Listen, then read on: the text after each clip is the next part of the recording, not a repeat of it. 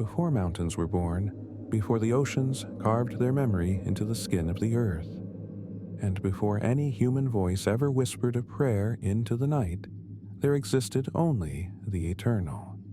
No star burned, no shadow moved, no breath stirred the silent void.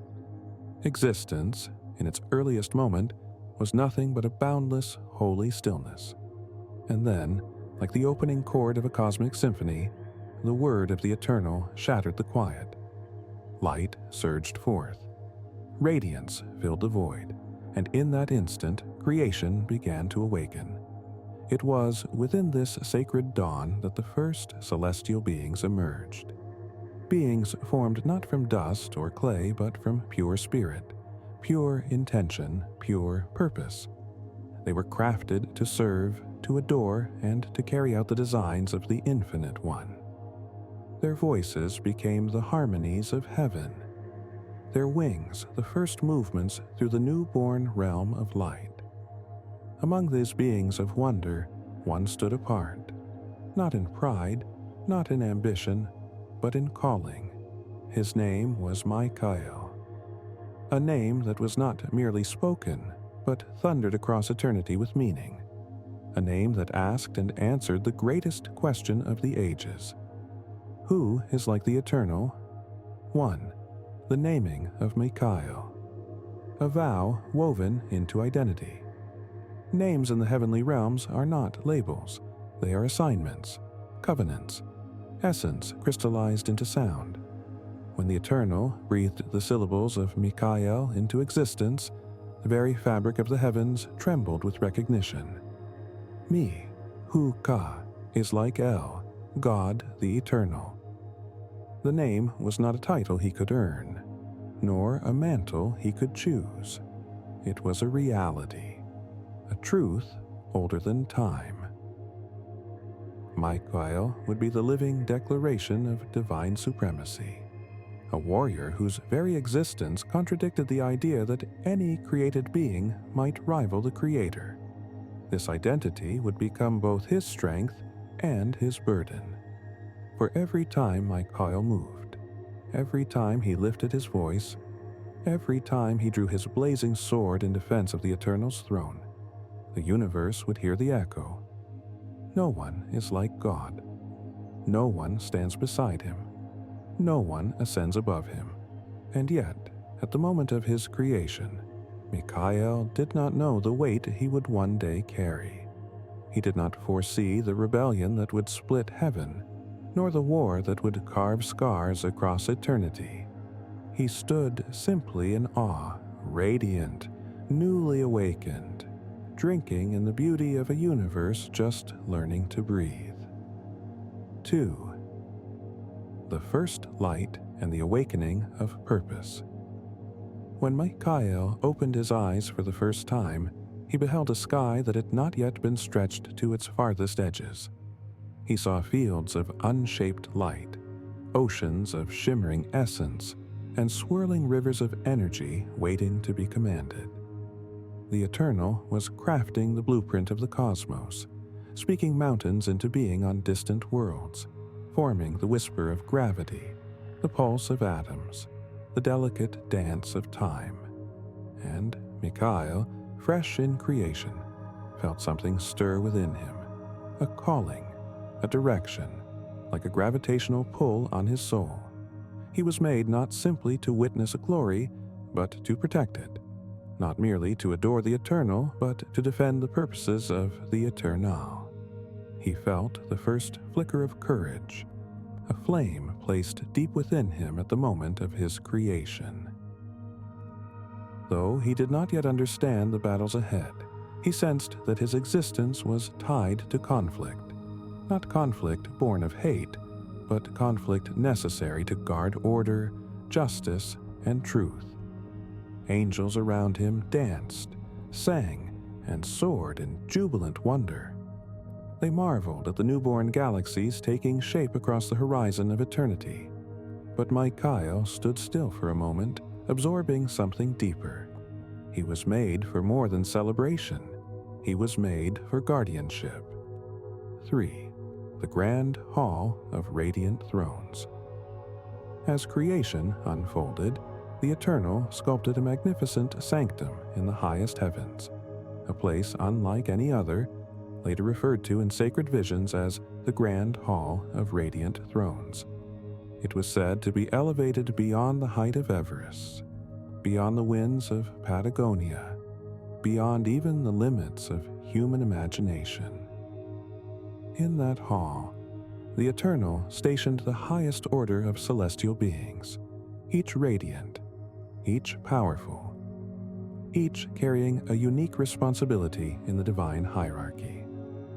There stood Arisiel, the swift messenger whose wings shimmered like the northern lights over Iceland; Thamrios, whose touch healed not only bodies but memories, spirits, and star formations; Kairoth, the keeper of celestial cycles, who watched over the unfolding of time like a conductor leading a cosmic orchestra; and countless others whose names mortal tongues cannot pronounce, for they carry the weight of mysteries not yet revealed. MYKHAEL was placed among them, but not above them. Not yet, for in heaven authority is not seized, it is bestowed. And though MYKHAEL shone with unusual clarity, with a fire that seemed crafted for confrontation, he had not yet been tested. He had not yet stood in the crucible where loyalty is refined. But the Eternal knew. The Eternal always knew. 4. MYKHAEL'S early calling. A voice like rushing waters. The first time MYKHAEL heard the Eternal speak directly to him, it felt like standing under the thunderous waterfall of Niagara. Powerful, all-embracing, impossible to ignore. The voice said, "MYKHAEL, keeper of my honor, arise." Light exploded around him. His legs felt anchored to the very foundation of heaven. And his heart, though spiritual, not physical, burned with a heat that shaped the core of his being. The Eternal continued, "You will stand where truth is threatened. You will guard what is holy. You will lift your sword when darkness gathers." MYKHAEL did not yet know what darkness was. He had never seen deception, never witnessed ambition twisted into rebellion, never felt the sting of betrayal. But the Eternal's words carried the weight of prophecy, and MYKHAEL bowed, not out of obligation, but out of overwhelming reverence. "Here am I," he said. "Fashion me into whatever serves your will." And with that vow, destiny began to weave itself around him like a cloak of fire. 5. The harmony before the storm. Time in heaven does not pass as it does on earth. Days do not rise or fall. Seasons do not bloom or fade. Instead, existence unfolds in waves of revelation, in layers of purpose, in cycles of divine breath. In one such cycle, all the angels gathered in unison within the vast heavens. They sang over new galaxies birthed near the Andromeda cluster. They marveled as the Eternal balanced forces like gravity, energy, and light, each a reflection of divine order. Harmony was everywhere. A joy so pure flowed through the heavens that, had humans heard it, they would have fallen to their knees in reverence. But beneath this harmony, something trembled, a faint vibration, almost imperceptible, like the first crack forming in a flawless jewel. MYKHAEL felt it before any other. His spirit, tuned to defend the Eternal's honor, sensed a discordant note somewhere among the countless millions of celestial beings. He could not yet identify its source, nor understand its purpose. But he knew that something sacred was being challenged. He looked across the shimmering expanse of heaven, and his eyes, bright as the sun reflecting on the waves of the Mediterranean Sea, narrowed with focus. A storm was gathering, not of wind, not of rain, but of will. A storm that would alter heaven forever. 6. The first shadow, a subtle change in the choir of light. There was one angel, brilliant, eloquent, admired, who began to sing differently.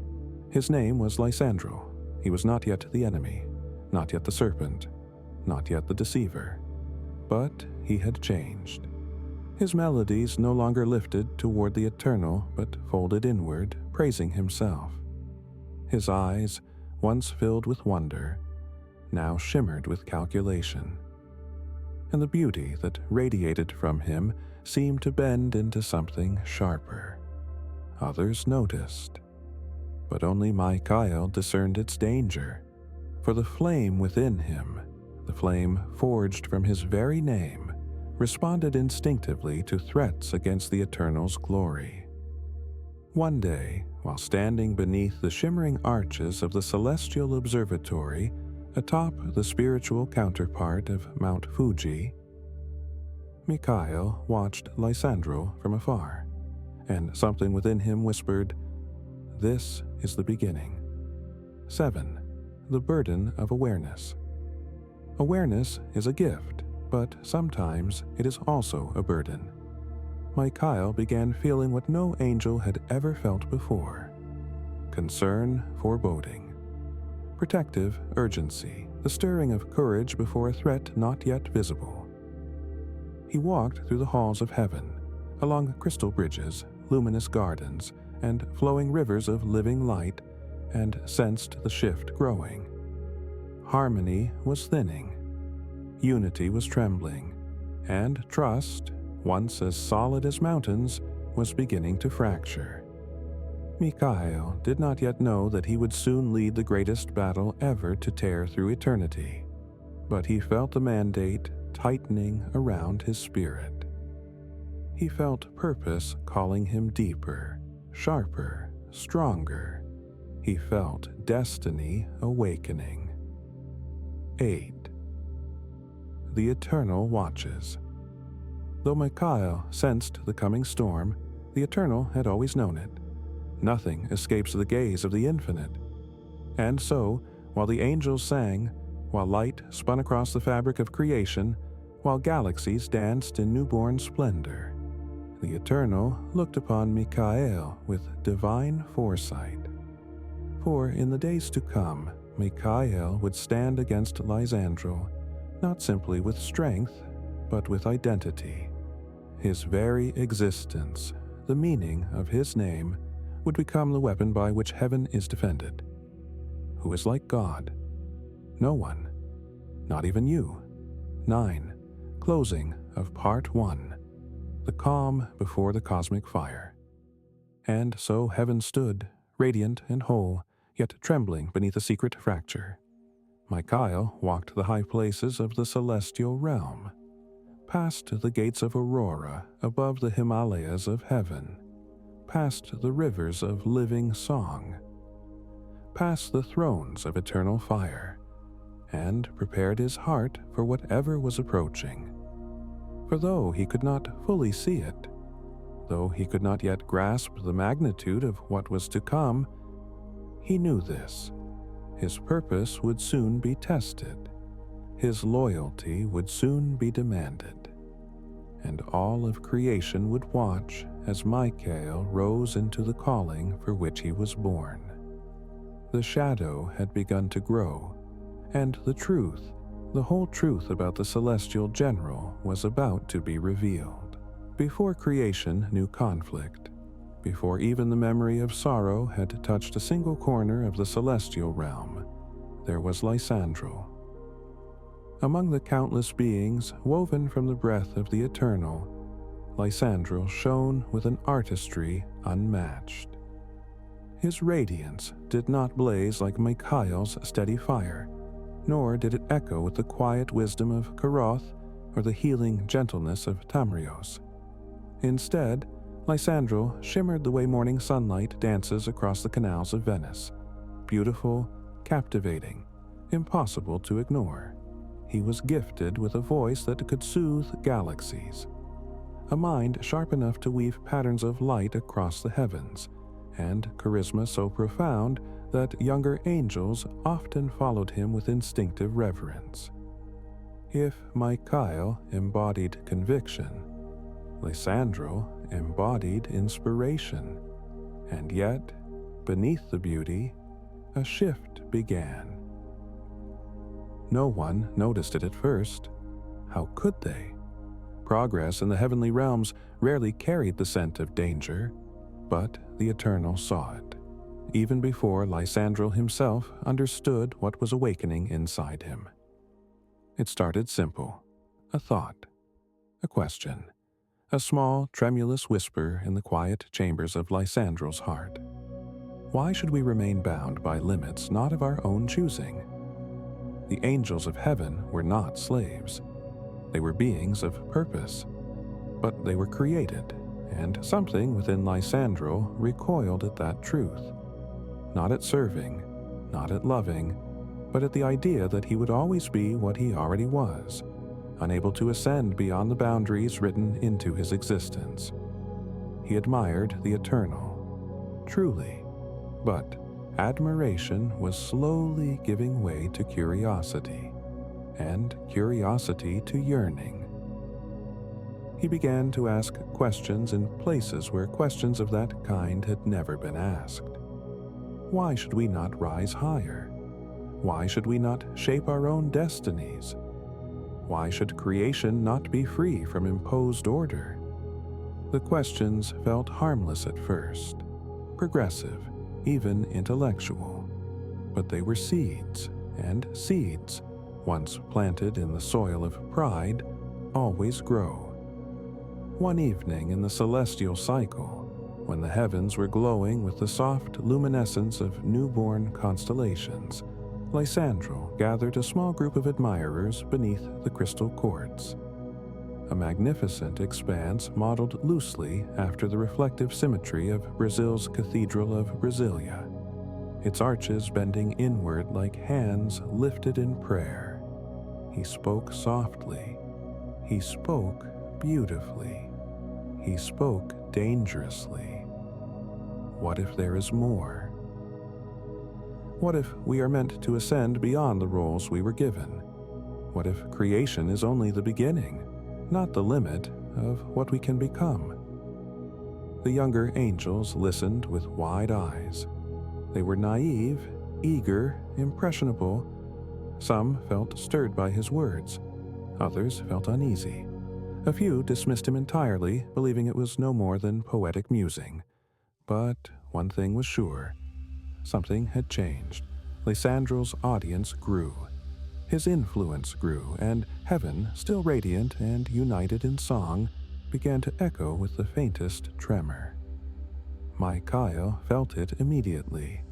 He was walking along a river of living light, its waters flowing with the rhythm of divine breath, when the tremor touched him. A pulse, like a single discordant note striking the heartstrings of creation. He paused. The river continued to flow. Yet MYKHAEL'S attention was fixed elsewhere. Something was wrong, not visibly, not audibly, but spiritually. He began observing LYSANDREL from afar, not with suspicion, but with discernment. MYKHAEL'S calling attuned him to any disturbance against divine order. He didn't assume rebellion. He assumed responsibility. He watched the way LYSANDREL spoke, how effortlessly he commanded admiration. He watched the way younger angels began drifting into LYSANDREL's orbit. He watched how the music in the celestial courts shifted slightly whenever LYSANDREL led the chorus, lifting upward not toward the Eternal, but toward himself. Still, MYKHAEL held his peace. He would not accuse without understanding. That was not who he was. Meanwhile, LYSANDREL's thoughts deepened. He stood on the heights of a celestial ridge shaped after the cliffs of Santorini, gazing across the sweeping horizon of heaven. The heavens glowed in hues of gold and sapphire, swirling with the harmony of the Eternal's power. But Lysandrel did not see the order of heaven. He saw its boundaries. He lifted his hands and whispered to himself, "Why should we not ascend further than we are allowed? Why should eternity not bend to our own mastery?" The whisper echoed back to him, as if affirming his desire. He was no longer asking. He was imagining. And imagination, unanchored by truth, can become a gateway to destruction. Slowly, Lysandrel began approaching angels of higher rank, those who commanded respect, those who shaped policy within the heavenly structure. He couched his ideas in careful language. He spoke of innovation. He spoke of freedom. He spoke of potential. "My friends," he would say gently, "is it wrong to believe that we can be more? That creation could evolve? That we, who stand so close to the Eternal, might someday stand even closer?" The suggestion, though subtle, was intoxicating. He never declared rebellion. He never spoke openly against the Eternal.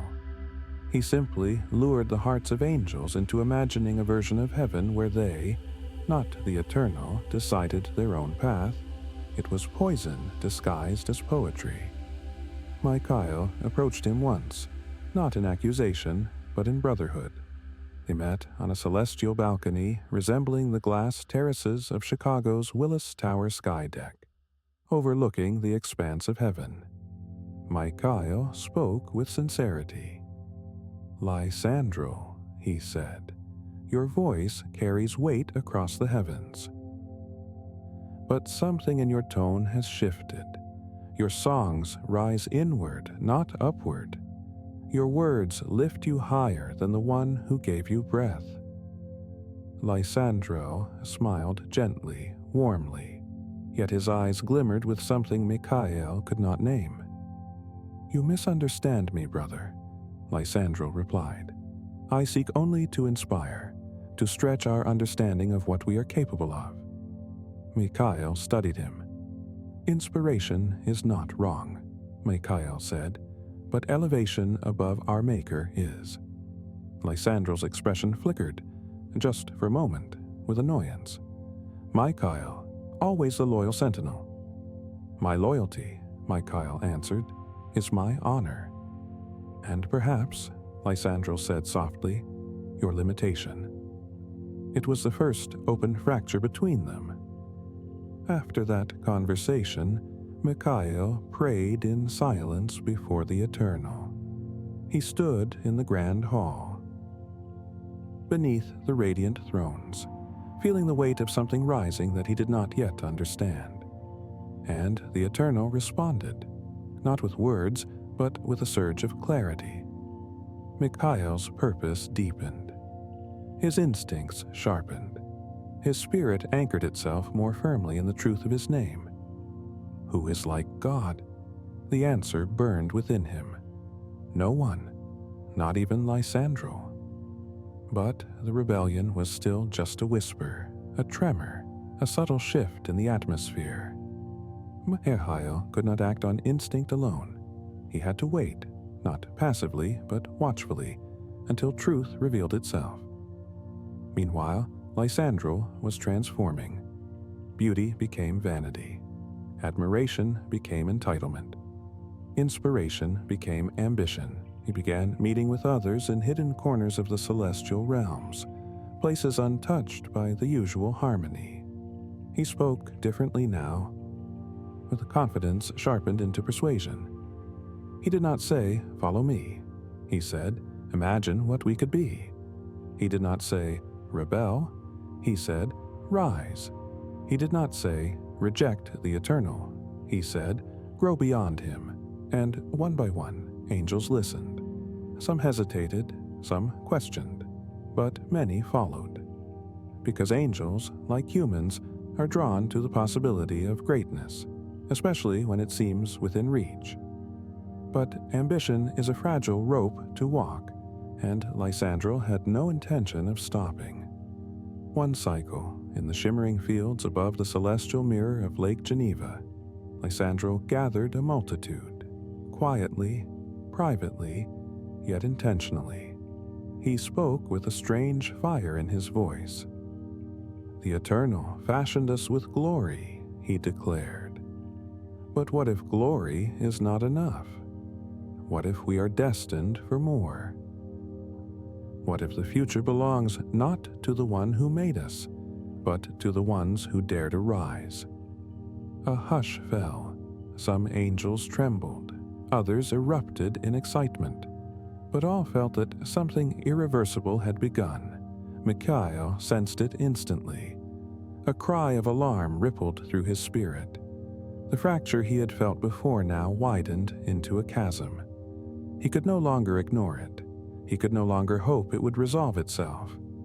He knew the rebellion had begun. He walked toward the gathering, guided by a force deeper than instinct, deeper than calling. His very identity propelled him forward. He stepped through the crowds, his presence felt even before he was seen. And when Lysandrel met his eyes for the first time, there was no warmth. There was challenge. There was defiance. There was a hunger that terrified the heavens.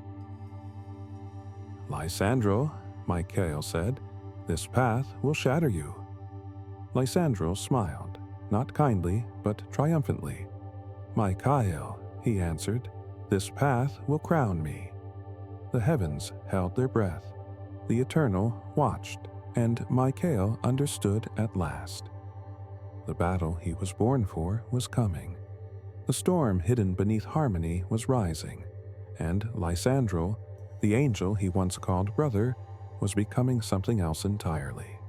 Something dangerous, something fallen. The fracture was now complete. The next time their voices would meet, it would be on the battlefield. The heavens had never known silence, not until the night when the first war began to stir. It did not start with a trumpet blast. It did not begin with a clash of swords or the roar of celestial armies. It began quietly, like the sharp breath drawn in by a world realizing something terrible was approaching. MYKHAEL stood upon the elevated terraces overlooking the celestial plains, a landscape of shimmering light that stretched as far as eternity allowed.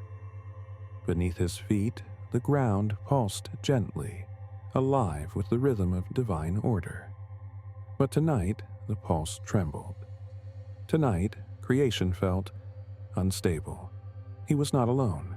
Around him, angels gathered in clusters, whispering, questioning, trembling with emotions no angel had ever felt before. Fear was not natural to heavenly beings, yet they felt something very close to it. Confusion, loss, disillusionment, all because of Lysandrel. MYKHAEL watched as the tremors of rebellion rippled across the heavenly realm, the way shockwaves travel across the surface of a lake when a stone is thrown. But this was no stone. This was a fracture of cosmic proportions. He closed his eyes briefly, remembering a time not long ago when heaven felt unbreakable, when every voice lifted in harmony, when every heart beat as one. But that time had passed. He opened his eyes resolute. The Eternal whispered in the stillness, "MYKHAEL, arise." He felt the command not as sound, but as purpose igniting inside him. His identity, his very name, became a weapon forged for this moment. Across the plains, in the shimmering distance, Lysandrel stood at the head of a massive assembly. Not a secret gathering this time. He no longer hid in shadows or softened his words with poetic ambiguity. He spoke now with open ambition, with unrestrained conviction, his voice ringing like fractured crystal. "Brothers, sisters, why should we submit to boundaries we did not choose?" Lysandrel cried out. lifting his hands dramatically. Why must we bend to a throne we could one day share? Why must our wings remain chained to a destiny written for us, but not by us? His followers erupted in agreement, a thunderous sound that cracked the harmony of heaven like glass under strain. MYKHAEL stepped forward, his steps firm and measured, as though carried by the gravity of divine authority. When he approached, even the radiance of the celestial planes dimmed slightly, as if giving space for what was about to unfold. LYSANDREL turned slowly, deliberately, his eyes shimmering with a fire that was not of the eternal, but of self. "MYKHAEL," he said, his voice soft but edged like a blade. "Come to join us, or to plead for the old order one last time?" MYKHAEL'S voice was calm. His strength did not roar. It anchored. "LYSANDREL, listen to reason. You are leading them toward destruction, toward separation from the eternal. This path you've chosen is not ascension. It is exile." A murmur rippled through the rebels. LYSANDREL laughed, a sound beautiful in form, corrosive in spirit. "Exile? No, brother. Advancement.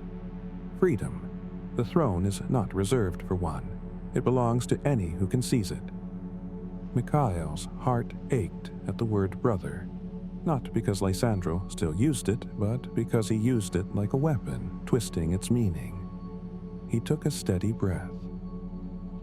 "There is only one who sits upon the throne, only one who creates, sustains, and reigns. You challenge him not because you are strong, LYSANDREL, but because you have forgotten who you are." LYSANDREL stepped closer. The air tightened. "And who am I, MYKHAEL? Enlighten me." "You are created," MYKHAEL replied softly. "You are gifted and not sovereign. You are radiant, but derivative. You shine because he lit you, and you fall because you believe you lit yourself." The ground beneath them rumbled as if reacting to the truth. Some of LYSANDREL's followers wavered. Doubt flickered in their eyes. LYSANDREL's expression hardened. "We are not slaves," he hissed. "We are beings of potential. I refuse to bow to a fate imposed upon me." MYKHAEL felt a deep sorrow settle within him. "Your refusal," he whispered, "is the birth of darkness." LYSANDREL's wings unfurled, once glowing with a pure white luminescence, now streaked with hues of crimson and shadow, like a sunrise inverted into a storm. "Then let the darkness be born," LYSANDREL declared. "Let heaven see who truly holds power." At that moment, all illusions shattered. The rebellion exploded into open declaration.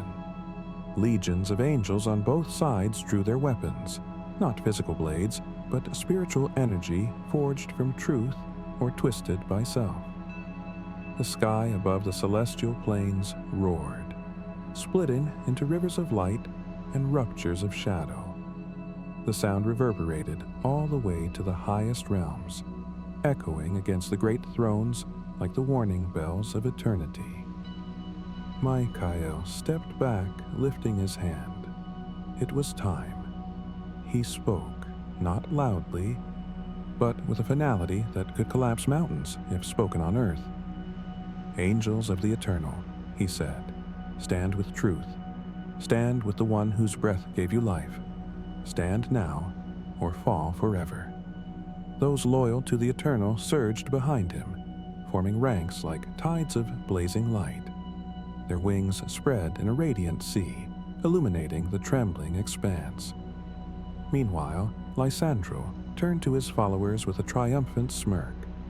"You see? Even now he commands. Even now he clings to order. But today we remake order." And with a single motion of his hand, LYSANDREL unleashed the first strike. A wave of shadow burst forth, ripping across the sky like a storm tearing through the fabric of existence. It slammed against MYKHAEL'S ranks, sending shock waves through the heavens. MYKHAEL lifted his sword, a blade forged not of metal but of divine authority. Its light pierced the darkness instantly, cleaving the shadow wave in two and sending it spiraling harmlessly into the void. Then the war began, not a war of noise or chaos, but a war of pure essence. Light against shadow, truth against deception, humility against pride, loyalty against ambition. The sky burned with colors unseen in the mortal realm. The ground cracked with the weight of clashing wills. The crystal quartz shattered into brilliant shards, falling like meteors across the heavens. MYKHAEL fought not with hatred, but with sorrowful conviction. Every swing of his sword was a plea, every step forward a lament for what LYSANDREL had lost. LYSANDREL fought with a passion twisted into fury. His voice rose above the battlefield, chanting promises of freedom and dominion. His followers echoed him, but with each passing moment their light dimmed, their wings fading into gray. The turning point came unexpectedly. A young angel, once loyal to LYSANDREL, fell in battle, overwhelmed by the weight of rebellion. MYKHAEL reached him first, shielding him with a sweep of his wings. The angel looked up, tears streaming like beams of fractured light. "MYKHAEL, I did not know. I did not understand what we were choosing." MYKHAEL pressed a hand to the angel's chest. "There is still time," he whispered. "Turn back." The angel nodded weakly, collapsing into repentance. And somewhere among the chaos, LYSANDREL saw this moment of mercy. It enraged him. He soared upward, gathering every ounce of corrupted power he had summoned. His wings expanded into monstrous, storm-like vortices. The battlefield trembled beneath him. "MYKHAEL," he roared, "face me!" MYKHAEL rose into the sky, sword glowing brighter than any star.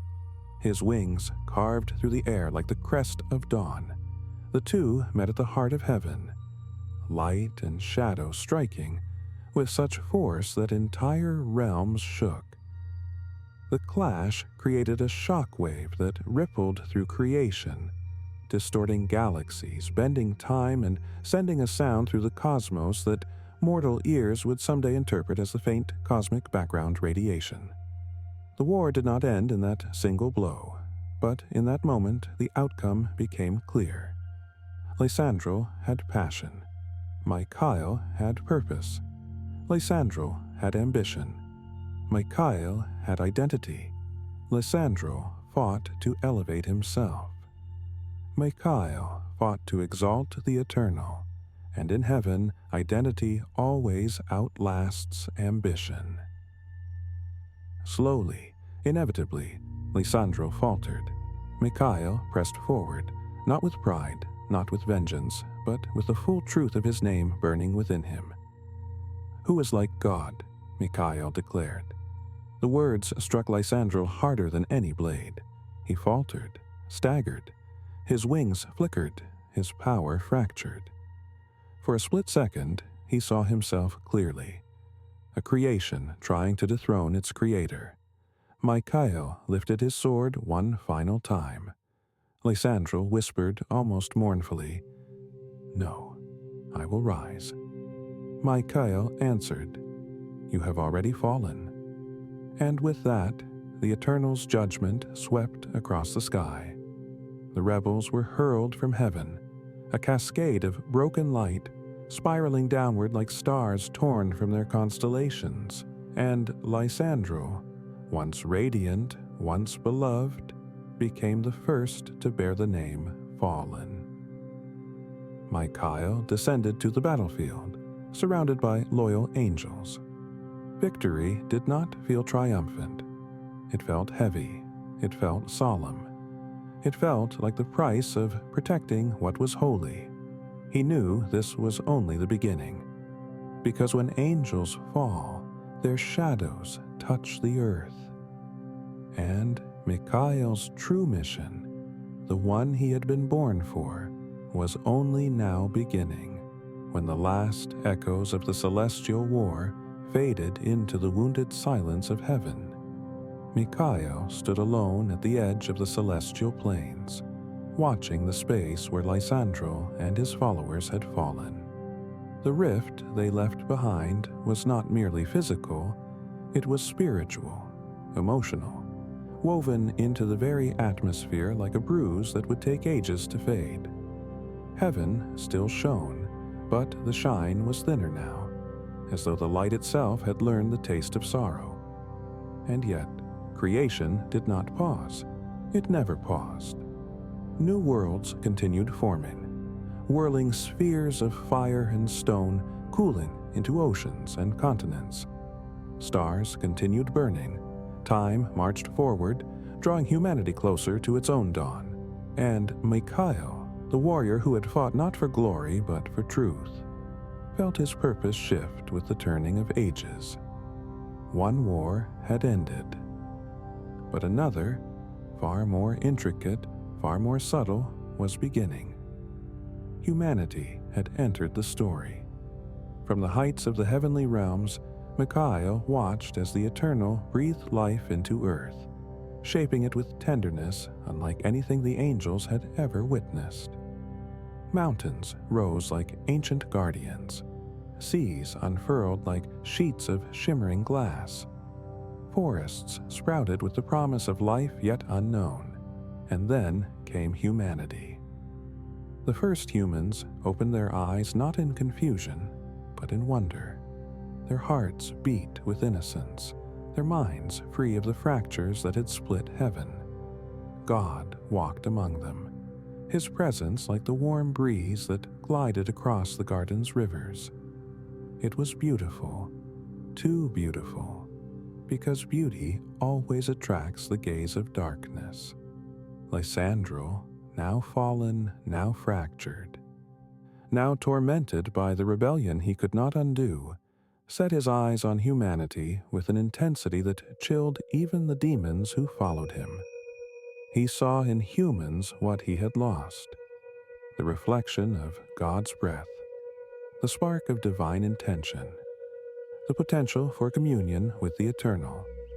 And so the war shifted to Earth. MYKHAEL'S role shifted with it. He was first called into earthly affairs during an age so ancient that human memory now buries it beneath myth and dust. Kingdoms rose and fell along the Nile. Empires blossomed across Mesopotamia. And with each rising kingdom came spiritual forces contending above it, angelic and fallen both. Heaven had its armies, so did hell, and human history unfolded beneath their unseen struggle. MYKHAEL often walked at the edges of these unseen wars, appearing not in form but in influence. When an act of kindness broke through a culture of cruelty, he was there. When a child miraculously survived danger, he felt the ripple. When prophets cried out in barren deserts or darkened caves, MYKHAEL would draw near, not to reveal himself, but to strengthen them in silence. But the covenant line, the chosen lineage through which redemption would one day come, demanded more than silent presence. It required protection. Protection against forces eager to unravel the Eternal's plan.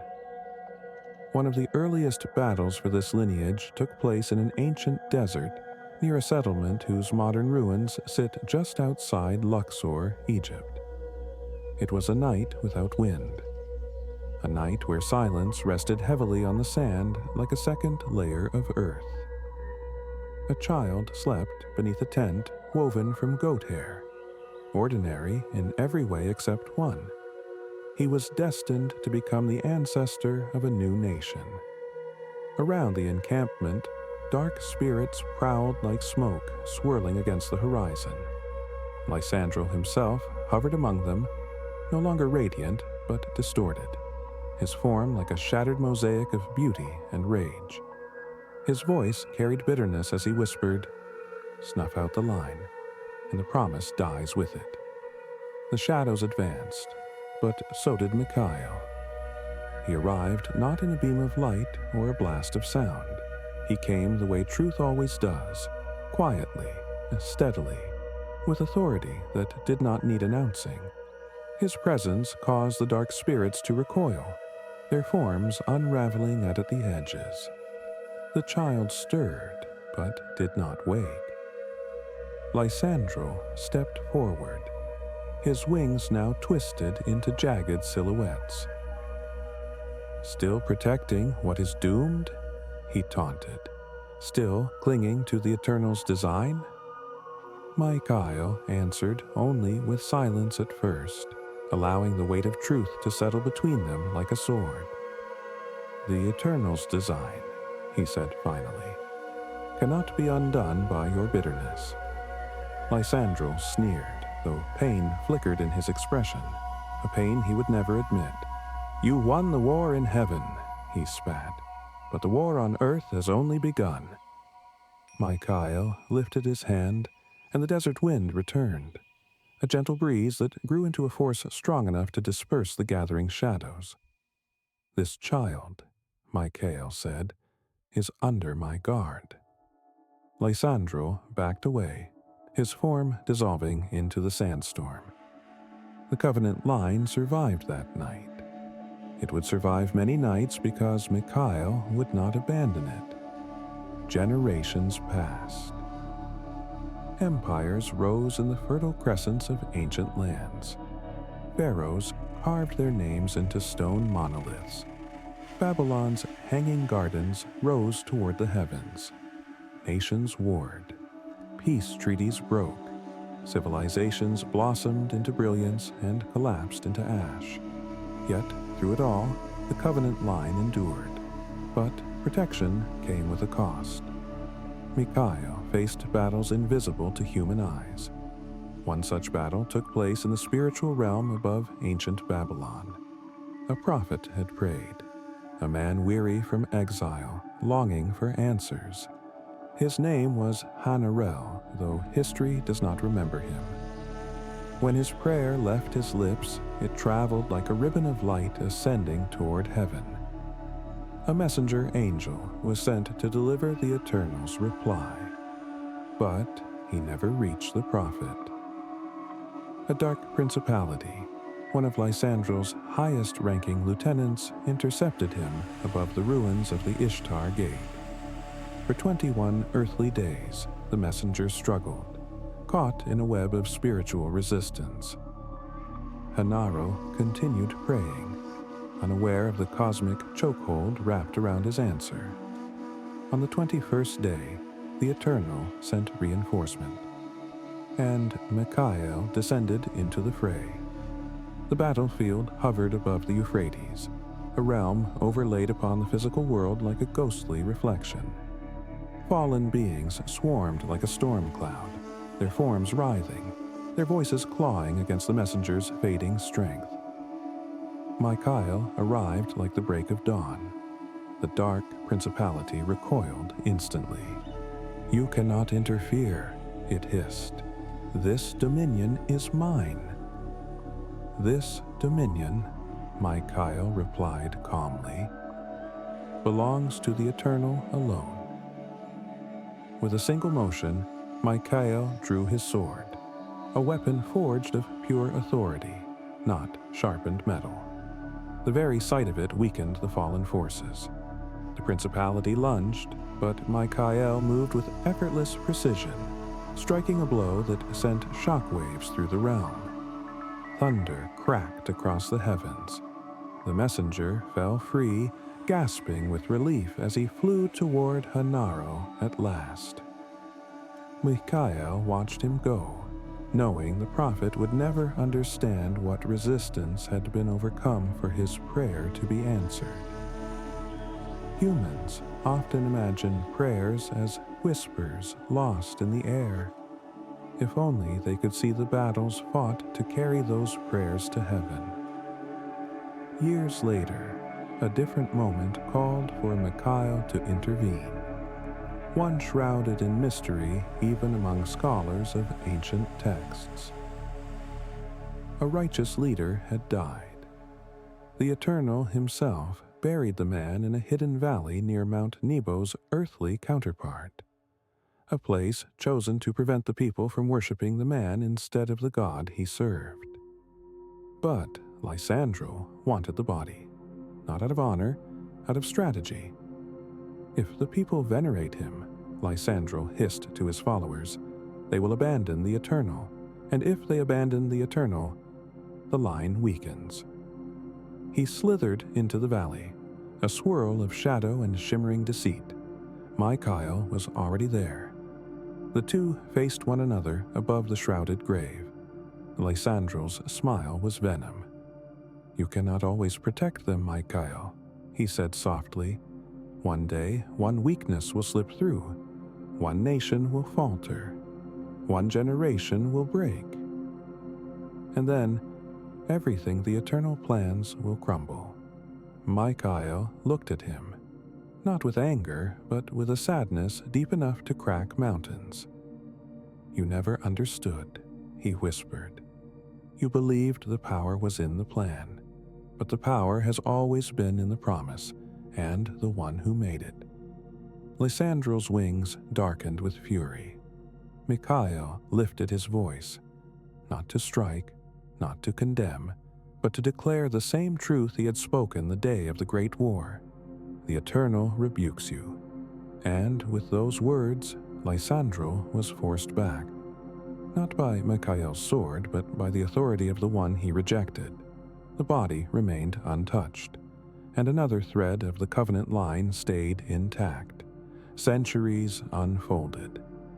Humans forgot the wars fought above their kingdoms. They forgot the angels who shielded them, the fallen beings who manipulated empires, the spiritual currents that flowed beneath political tides. But MYKHAEL never forgot. He fought in Rome, where secret groups of believers gathered in catacombs beneath the city's marble streets. He fought in Alexandria, where scholars debated truths they only partially understood. He fought in Kyoto, where spiritual forces cloaked themselves in ancient traditions. He fought in Lisbon, where a great earthquake nearly shattered a generation's faith. He did not always intervene visibly. Most of the time, he strengthened hearts. Most of the time, he guarded unseen. Most of the time, he fought battles mortals never sensed. But every victory, every deliverance, every miracle, every moment where hope rose from ashes, carried some trace of MYKHAEL'S presence, because the covenant line was still moving, still enduring, still traveling through the centuries toward the birth of the one who would change everything. And MYKHAEL knew, when that child came, when the promise breathed, LYSANDREL would strike harder than ever before, and MYKHAEL would have to rise to meet him, not in heaven, not in abstraction, but on earth, in the realm where the greatest battle between light and darkness would unfold. A battle not of swords, but of souls. MYKHAEL prepared himself, because the world was shifting again. A new chapter was coming. And the story of redemption was about to take form. When the ages turned, and the world entered its long twilight, the heavens grew still, not with peace, but with anticipation. Every realm, every throne, every hidden corridor of creation felt the shift. Like the tightening inhale before a storm breaks, the universe understood instinctively. The final chapter was drawing near. MYKHAEL stood on the heights of the celestial watchtower, a place beyond human geography, though its form resembled the peaks of Machu Picchu suspended in radiant sky. From this vantage, He saw not only the earth but the spiritual currents flowing around it, currents darkening with each passing generation. Below him, humanity marched through history. Wars rose like raging tides. Kingdoms fell into ruin. Crowds sought new gods made of metal and screens. Hearts drifted far from the eternal. And shadows, yes, real shadows, gathered beneath their choices. It was subtle at first. A lie whispered into a leader's ambition, a deceit rising within a nation's politics, a fear planted in the minds of millions. MYKHAEL sensed Lysandrel's hand in it all. The fallen one, now a being more fragmented than darkness itself, moved through the world like a rumor given breath. He no longer attacked openly. He manipulated from within. He appeared in dreams, in ideologies, in movements that promised liberation but delivered bondage. And humanity embraced these illusions because illusion, when packaged beautifully, always masquerades as truth. But this time Lysandrel did not work alone. He cultivated a new force of deception, an agent destined to be the face of his final rebellion. The being humans would one day call by many names. But heaven knew him as Valakor. Valakor did not rise through horror. He rose through admiration. He was brilliant, eloquent, charismatic, the kind of leader nations rally behind. People listened when he spoke. They trusted him. They believed he understood the world in a way no one else did. But Valakor understood one thing only: how to wield influence like a blade. He would be Lysandrel's masterpiece, the perfect vessel for humanity's final seduction. And when the time came, MYKHAEL would be called to face him. But not yet. Not until every piece was in place. While darkness wove its plans on earth, MYKHAEL gathered legions in the hidden corners of the celestial realms. He summoned warriors and messengers, guardians and healers. They gathered in a breathtaking expanse that paralleled Machu Picchu, terraces of radiant stone carved into the sky, surrounded by clouds glowing with divine fire. 1,000 angels stood before him, each carrying the scars of millennia of spiritual warfare. Their wings glowed with varied hues: gold, sapphire, crimson, emerald, each color representing their unique calling. MYKHAEL lifted his voice, and though it was not loud, the entire realm listened. The age of shadows deepens. The conflict we foresaw before time began now approaches. Prepare yourselves, for humanity stands at the intersection of deception and truth. We are called not simply to fight, but to guard. Not simply to conquer, but to guide. Not simply to win battles, but to preserve the hearts that seek the eternal. One young angel stepped forward. Erisio, swift-winged and bright-eyed. "Is there hope?" she asked quietly. "Can humanity withstand what is coming?" A murmur rippled through the legion. MYKHAEL regarded her with a gaze that held galaxies. "There is always hope," he said. "For as long as even one soul seeks the eternal, hope ignites the darkness." He paused. "But they will need us more than ever." And he meant it, because the final deception would not resemble the crude temptations of earlier ages. It would come through words that sounded wise, solutions that appeared compassionate, unity that felt righteous. It would be a lie wrapped in gold, a poison sweetened with honey. Lysandrel's signature strategy, and Valakor, his masterpiece, was preparing to step onto the world stage. The signs began in small tremors. Conflicts that should have been resolved peacefully erupted into violence instead.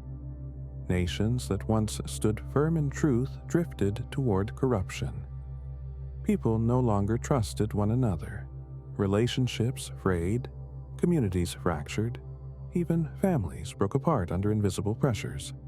Fear became currency. Conflict became normal. Truth became negotiable. And in this growing vacuum, Valakor rose. He captivated audiences in New York, in London, in Johannesburg, in Seoul. His speeches stirred hearts, not because they were true, but because they were what humanity wanted to hear. He promised unity while feeding division.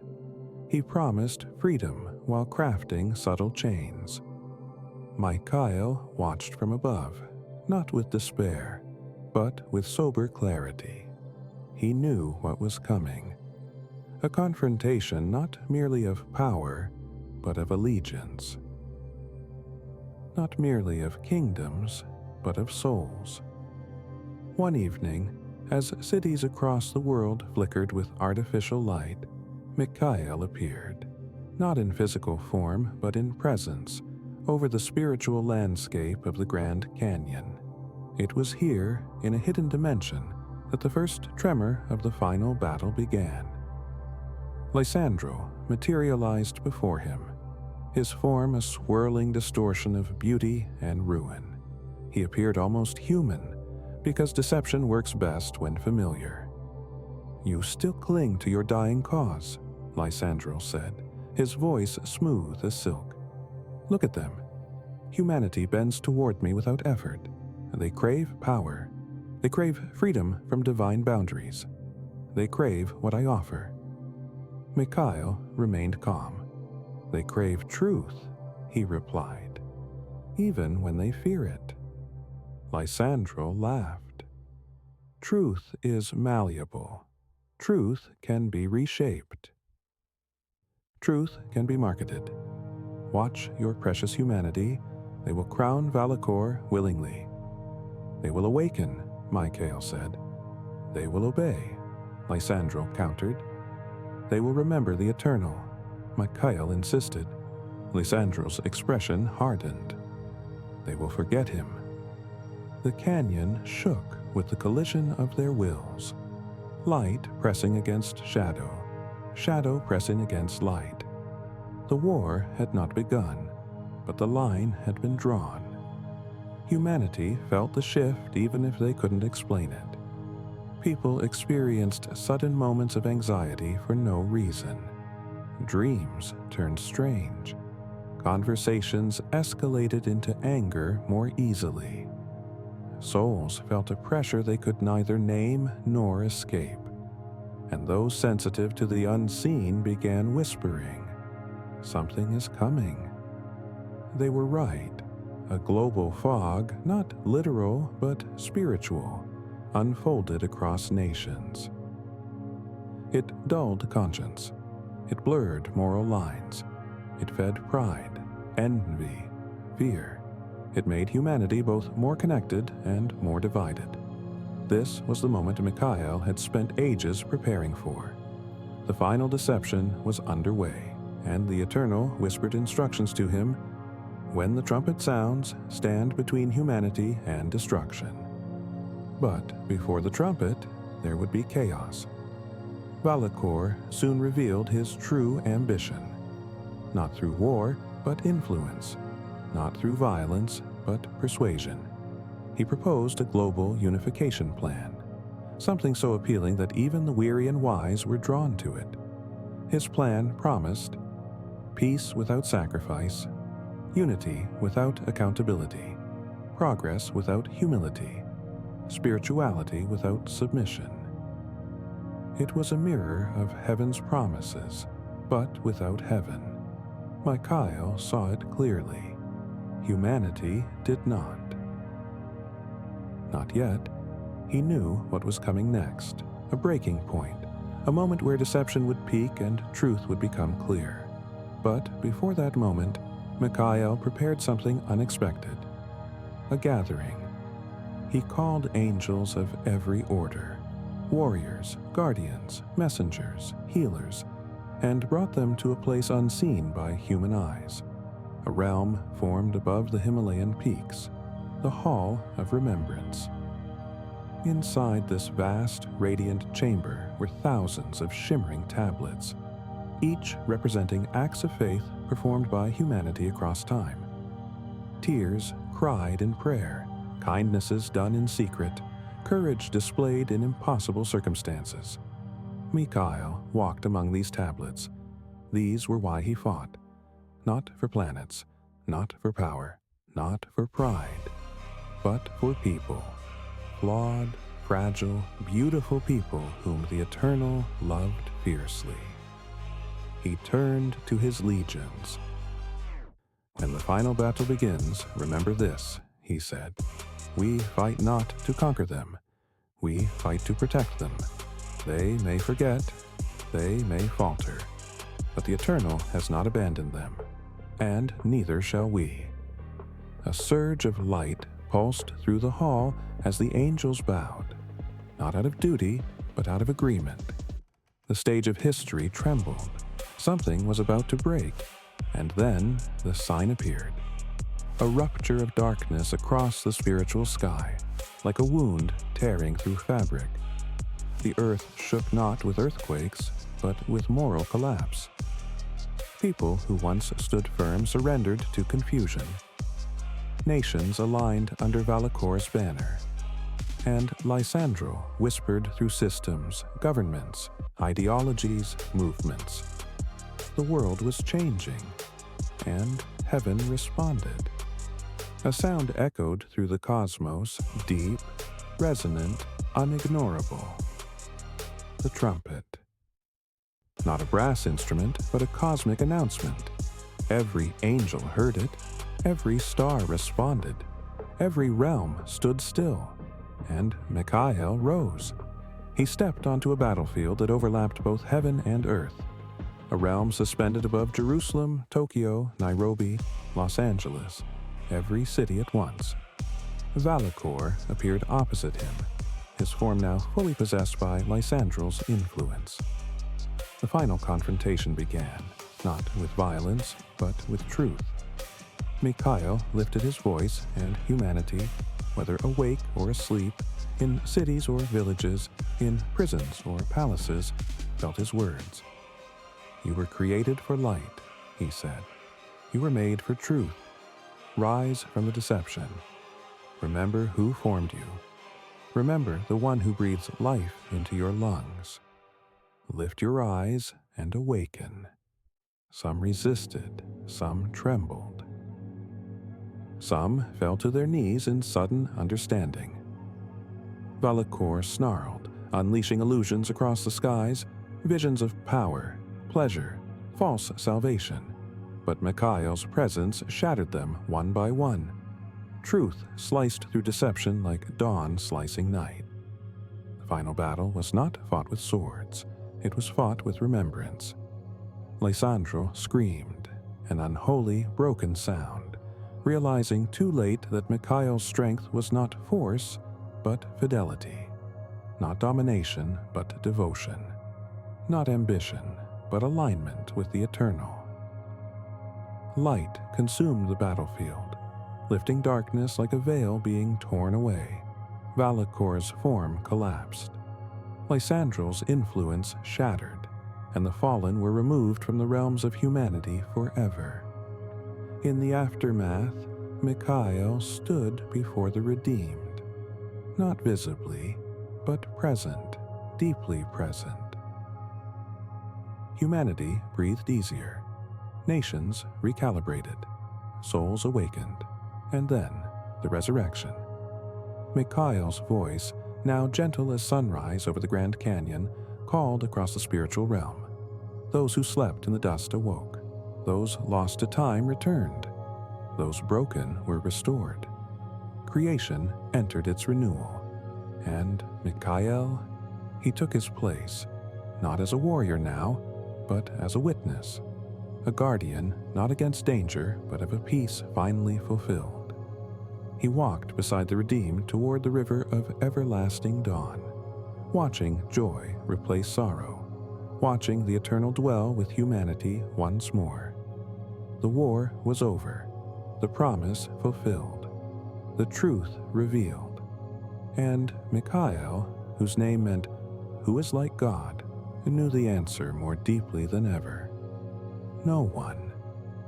And that truth, eternal, unbreakable, victorious, would shine forever.